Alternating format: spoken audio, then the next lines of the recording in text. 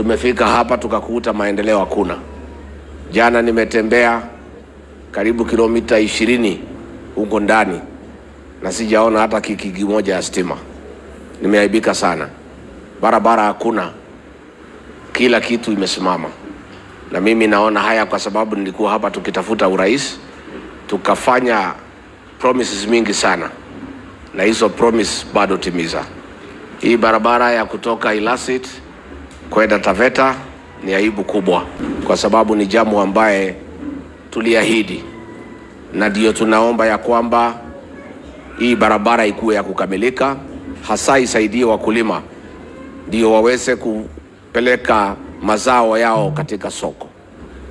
Naona William Ruto alianza pande ile ya Taveta kwa sababu ako na shamba huko. Ako na shamba. Sasa ameanzia na pahali iko shamba yake. Angekuwa muungwana aanze pahali watu wako wengi.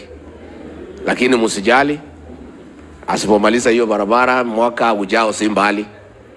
Tumebaki mwezi 14 hivi. Kwa hivyo isipomalizika tunaomba amalize, akuwe muungwana kwa sababu aliahidi.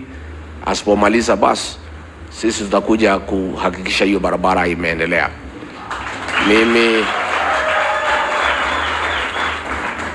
tunaona haya sana ya kwamba hii damu, mimi mwenyewe nilitafuta pesa 175 million nikiwa ofisi na PS wa irrigation Bwana Kimotho ambaye anatoka hii county, na tukasema ya kwamba hiyo damu itasaidia wakulima sana katika Kajiado South. Walimtoa ofisi, wamesimamisha.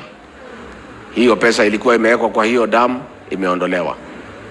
Mimi naomba William Ruto, hata kama uko na shida na mimi, usikuwe na shida na watu ya Kajiado South. Hakuna haja utoe pesa ya damu ambaye ingesaidia hao wananchi na ugali unatafuta kura zao.